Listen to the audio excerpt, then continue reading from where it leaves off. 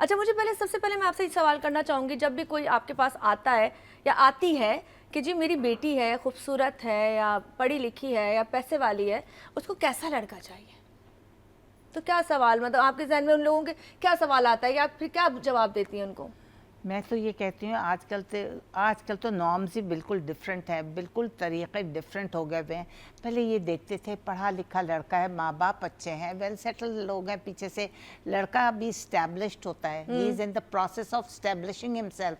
अभी जब उसकी शादी होती है तो अभी उसने स्टेप फॉरवर्ड किया होता है, अपनी पढ़ाई से हटा होता है, अभी उसकी इनिशियल स्टेजेस होती हैं, तो वो एक सीईओ या डायरेक्टर लेवल का तो नहीं बन सकता ना।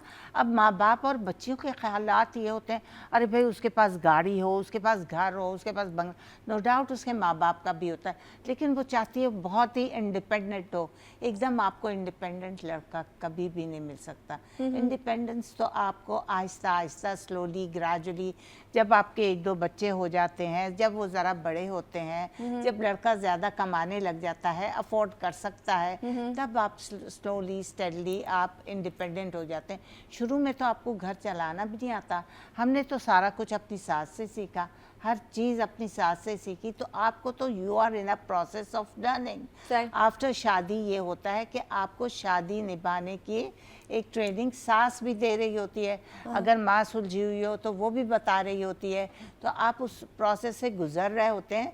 तो आप इतनी जल्दी जो हैज़र्डली सोच रही होती हैं कि अरे भाई अब मुझे ये भी मिल जाए, वो भी मिल जाए। वक्त के साथ साथ आपको कोठी बंगला अकेला अलग मिल भी सकता है, लेकिन अगर आप में सब्र हो, आप में पेशेंस हो, आप में पैसा जमा करने की सहूलत, वो ये दिमाग में आपके ये होना चाहिए कि अननेसेसरी इररिलेवेंट मुझे खर्चना नहीं है, मुझे हर चीज़ पर कंट्रोल थोड़ा सा होना चाहिए, इम्पल्सिव बाइंग नहीं करनी चाहिए। जैसे मैं आपको लोग कहेंगे अपनी बहू की, अब मेरी बहू ने अपने घर 2 बना लिए, दोनों बेटियों के 2 घर बना लिए उसने, छोटी छोटी 13-13 साल की हैं, लेकिन आप सारी लड़कियां तो नहीं होती ना समझदार, या सारी माएँ तो ऐसी नहीं होती। बीवी दोनों कमाते हैं तो एक की सेविंग होनी चाहिए, एक को आप स्पेंडिंग में रखें। अब आजकल इतनी महंगाई हो रही है कि चलो वो भी अगर बिल्स देती है, यूटिलिटी बिल्स वगैरह दे रही है, तो शौहर कुछ और कर रहा है, वो बीवी कुछ और कर रही है, तो मिल बांट कर ही काम होते हैं। ये नहीं कि ये मेरा पैसा मैं तो क्यों घर में लगाऊं, मैं तो पूरा डिपॉजिट कर देती हूँ बैंक में, मैं तो अपनी सैलरी का एक पैसा, तो आप टाइम नहीं उस घर से निकाल रही, आप उस घर का देखें ना, आप उस घर का टाइम निकाल रही हैं, अपनी सास की जो देखभाल करनी है या शौहर के लिए जो कुछ करना है, तो वो भी तो आपको दे रहे हैं ना फ्रीडम सारा कुछ करने के लिए। लेकिन सॉरी यहाँ मैं कट करूंगी आपकी बात को, लेकिन अब तो ऐसा होता ही नहीं है। जैसे डचका में अभी जो केस हुआ था, वो सकी खाला ने अपनी भांजी को टुकड़े किए थे, मारा था, ज़िबा किया था, सिर्फ क्योंकि जी उसका बेटा जो था उससे प्यार करता था और पैसे उसको ट्रांसफ़र करता था। तो आप सोचें कि सकी खाला थी, पर वो अपने भांजी को मारने के लिए तैयार हो गई। अब ये चीज़ें भी तो देखें ना कि पहले बाहर के लोग होते थे तो हमें समझ में आती थी चीज़ें हो रही हैं, नफरत हो रही है, या बेटा हाथों में, अक्सर सासें ही क्यों कहती हैं जी हमारा पुत्र हाथ में ले लिया, ये आपके पास ये चीज़ें आती होंगी, तो मुझे थोड़ा सा बताएं, इसमें बताएं कि ये चीज़ें क्यों होती हैं। ये जो सास होती है वो कभी भी बहू को बेटी एक्सेप्ट क्यों नहीं करती? देखें आजकल तो खैर एक्सेप्टेंस ज़्यादा आ ही रही है, आजकल सासें पढ़ी लिखी हैं। और ये देखें एक चीज़ आप सोचें कि एक छोटी सी चीज़, एक प्लांट लगाते हैं, वो बड़ा होता है, उसकी आप देखभाल कर रही होती हैं, उसको पानी दे रही होती हैं, उसको प्रोटेक्ट कर रही होती हैं। जब वो बड़ा होकर फल देने वाला होता है तो हम उसकी शादी कर देती हैं। बाज़ दफ़ा उस फल को माँ बाप एंजॉय नहीं कर सकते, लेकिन ये है कि लड़के को भी देखना चाहिए कि अगर अब मैं फलदार हो गया हूँ तो अपने माँ बाप को निगलेक्ट ना करूँ, उनको भी उसी तरह रिस्पेक्ट दूँ। और अगर बीवी को मैं 4 पैसे दे रहा हूँ तो 2 पैसे माँ बाप को भी पहले तो इस केस में आप क्या कहते हैं? इसमें कहीं ना कहीं उस लड़की की भी गलती थी कि वो सारा पैसा बीवी को भेजता था, तो माँ से वो बर्दाश्त नहीं हुआ या उसकी बेटियों से बर्दाश्त नहीं हुआ? आप क्या कसूरवार कहना चाहती हैं? नहीं, कसूरवार नहीं, ये है कि उसको ज़रूर लड़की को समझाया होगा कि अगर तुम्हारा अकाउंट है मैं तुम्हें भेज रहा हूँ तो इतने % या इतना पैसा माँ को ज़रूर भेजो। ठीक है। बेटा ज़रूर कहता होगा, अगर वो बहू नहीं देती होगी तो उसकी गलती है। लेकिन मेरे ख्याल में अगर वो उसी घर की फ़र्द है, उसी घर में रह रही है, तो मेरा ख्याल वो अपनी खाला के साथ इतना जुल्म नहीं करेगी कि उसको कुछ ना कुछ देती हो, लेकिन ज़्यादा हिस्सा वो अपने पास रखती होगी, जो कि माँ में जेलसी है।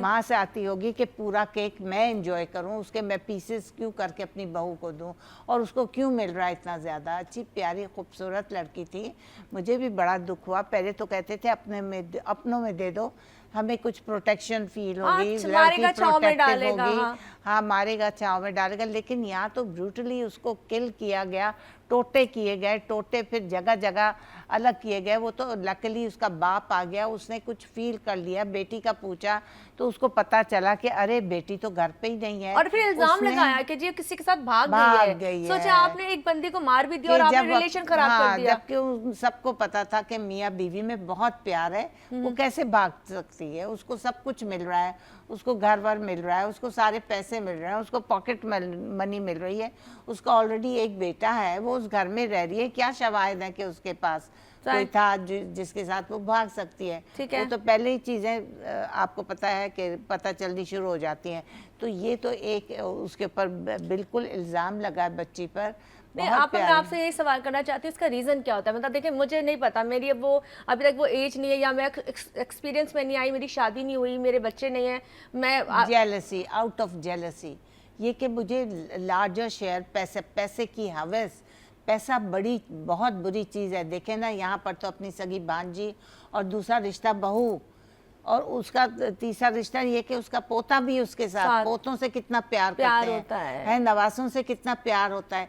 हम अपने बच्चों को भूल जाते हैं, बाज़ दफ़ा उनकी डिमांड्स को पूरे कर रहे होते हैं कि वो तो बड़े हो गए, उनको देख रहे होते हैं, उनकी खुशियाँ देख रहे होते हैं, उनकी हरकतें देखकर हम लोग शायद सर्वाइव कर रहे होते हैं, उनकी वजह से हमें जान आ रही होती है और हम इतना खुश होते हैं। मैं तो कहती हूँ वो दादी भी कैसी होगी, उसको शर्म नहीं, उस बच्चे के सामने उसकी माँ को कत्ल कर रही है और बच्चा रोता पीटता रहा है, उसको कुछ होश नहीं। आपके पास अगर कोई लोग आते हैं और शादी का कहते हैं कि जी हमारी बेटी की शादी करा दो या बेटी की करा दो, अब आज के दौर में या जब पहले आप करती थी ये चीज़ें, क्या फ़र्क आया है? लोगों की सोच में कोई फ़र्क आया है? कुछ हद तक तो फ़र्क आया क्या है। मतलब जहेज ना लेना? हाँ, आजकल जहेज का कॉन्सेप्ट काफ़ी हद तक, जहेज सबसे बड़ा जहेज औरत का उसका इल्म है। वो जो कमा रही है वो जहेज सारी ज़िंदगी के लिए आपको जहेज मिल गया ना, डॉक्टर है तो वो सारी ज़िंदगी कमा कर आपको लेटेस्ट चीज़ें लेकर देगी ना। वो जहेज पुराने ज़माने के पुराने कपड़े पहनते रहो तो पुरानी चीज़ें इस्तेमाल कर, वो क्या जहेज, उसको तो बाहर में जाए। अब जहेज तो वो है कि वो तो आप कहना चाहते हैं कि अब लड़के वो लड़की ढूंढते हैं जो पढ़ी लिखी और कमाने वाली हो। हाँ, कमाने वाली हो, लाइक कंप्यूटर इंजीनियर हो, ऑनलाइन अगर वो जॉब करे घर बैठे हुए तो वेल एंड गुड। डॉक्टर हो, अपनी सोशल साइंसेस की हुई हो, मीडिया साइंसेस, ACCA CA वगैरह किए हुए हो, तो वो तो उनकी लॉटरी निकल गई। तो ज़्यादातर आपके पास यही केसेस आ रहे होते हैं कि हाँ, वो अब डिमांड नहीं करते जहेज की। अब वो देखते हैं कि लड़की कितनी ब्रेडी है, कहाँ है पोस्टेड, क्या उसकी तालीम है, कहाँ से तालीम। यहाँ तक कि मुझे कहते हैं मिसेस खान डॉक्टर्स से शादी करनी है, डॉक्टर्स दिखाती हूँ, मिसेस खान सिर्फ देखिएगा SMC की, डाव की और ये आगा खान की हो, छोटे मोटे। अब यानी यहाँ तक हैं लोग कि वो नाम से कहते हैं कि डाव की हो, SMC की हो वगैरह वगैरह। अगर प्रेस्टन की हम अगर MBA दिखा देंगे, नहीं, CBM की या IBA वगैरह की हो, ये क्या कॉलेज की, ये क्या बहरिया शहरिया की नहीं चाहिए मिसेस खान, टॉप नॉच की चाहिए, ताकि उसको बेनिफिट आगे मिल सके, जॉब मिल जाए। जॉब के साथ साथ लड़कियां अब यहाँ पर प्लेस्ड हैं, लड़के तो आवारा होते जा रहे हैं। अब अगर बैंक में जाओ, कहीं जाओ, लड़कियां दे आर सीटेड, लड़के कहाँ है? वो नमाज पढ़ने गया, कहाँ है? खाना खाने गया, कहाँ है? अभी सीट पर नहीं है, आगे किसी से बात करने गया। ये वो लड़कियां अपना माशाल्लाह जम के काम कर रही हैं। देखो तो CEO ये वो, जब लड़कियां टॉप नॉच पोजीशंस पर रहे हैं, माशाल्लाह उनको गाड़ियां मिली हुई हैं, उनकी सैलरीज इतनी अच्छी हैं। तो अब आप सोचें कि लड़कियां जब इतनी ज़्यादा अच्छी पोजीशंस पर हैं, लड़कियां बोल्ड हैं, लड़कियां मजबूत हैं,